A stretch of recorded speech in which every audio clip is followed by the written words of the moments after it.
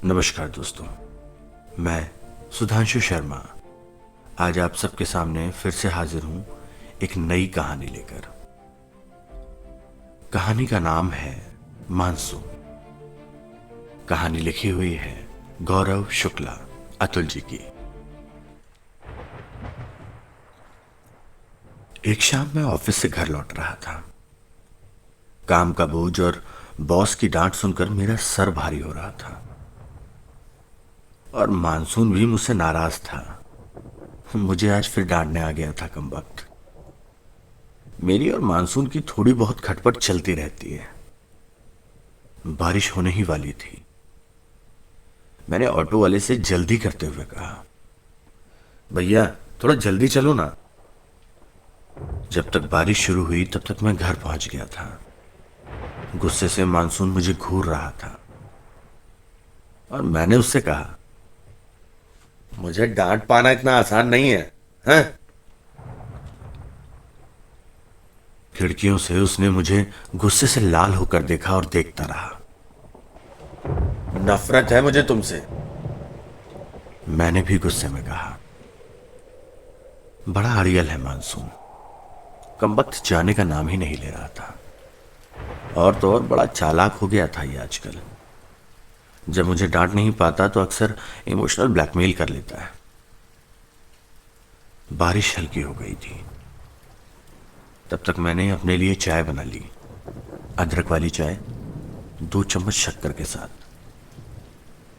Balcony में बैठा चाय लिए सोच ही रहा था, तभी बारिश ने छोटे बच्चे की तरह गले लगा लिया मुझे।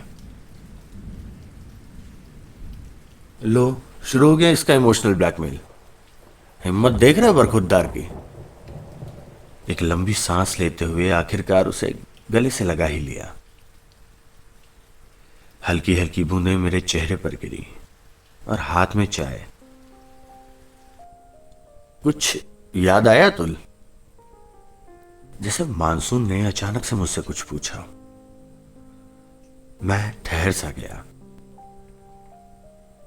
मैं कैसे भूल सकता हूं वो हर एक शाम जब जब मैं तुम्हारे साथ था।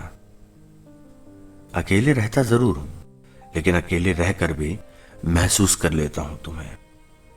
अब कैसे बताऊं तुम्हें? कभी बारिश की बूंदों में ढूंढता हूं तो कभी चाय की गर्माहट में।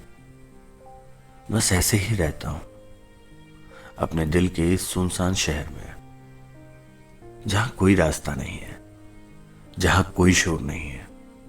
मैं अकेला, बिल्कुल अकेला, तुम्हारी यादों के साथ। और आज क्यों आई तुम इतने पास? हमने वादा किया था ना, दोबारा मिलने की कभी कोशिश नहीं करेंगे। फिर क्यों? और आखिर 1 महीने होने को है, और 1 महीने बाद क्यों? एक बार सोच लिया होता अलग होने से पहले। यूं नजर फेर कर चली गई थी तुम। एक बार भी मुड़कर नहीं देखा था। कितने सारे मैसेज कॉल किया, लेकिन कोई जवाब नहीं। यहां तक कि घर भी गया, तुम तो मिलने को तैयार नहीं थी। बस स्टॉप पर तुम्हारा वेट करते करते ना जाने कितनी बसें निकल जाती थी। कितनी बार ऑफिस नहीं गया। वो शाम ही मनहूस थी। मानसून को कोसते हुए मैं चाय का कप एक झटके में तोड़कर अंदर चला गया। चले जाओ यहां से, मैंने चिल्लाते हुए मानसून को बोला। क्यों आए हो यहां? वो मुझसे नहीं मिलना चाहती, नहीं प्यार करती। मैं अकेले कमरे में लाइट ऑफ करके लेट गया। मानसून जा रहा था बिना कुछ कहे। शायद मैंने ज्यादा डांट दिया था उसको। कुछ देर बाद बारिश बंद हो गई और मैं सो गया।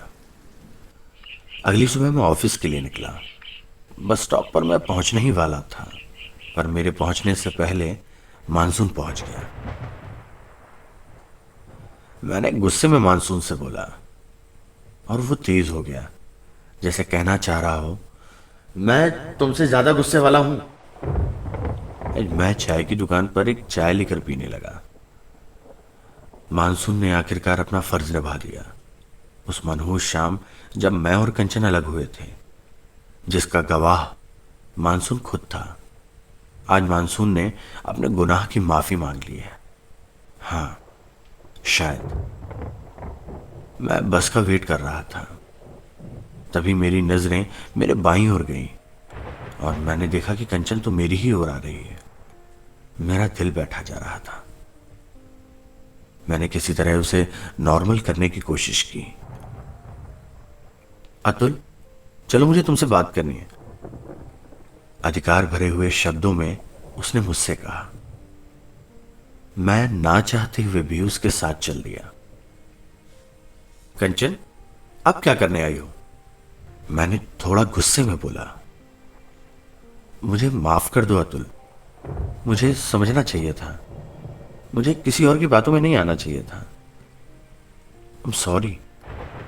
कंचन का गला भर आया।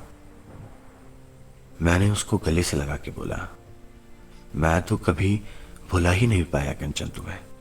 हमने पिछली बातों को भुलाना ही सही समझा और एक नई शुरुआत करने की सोची। हल्की सी धूप की रोशनी पेड़ों से होकर पैरों तक पहुंच रही थी, जैसे मानसून भी बोल रहा था, I'm सॉरी। दोस्तों, ये कहानी थी गौरव शुक्ला जी की।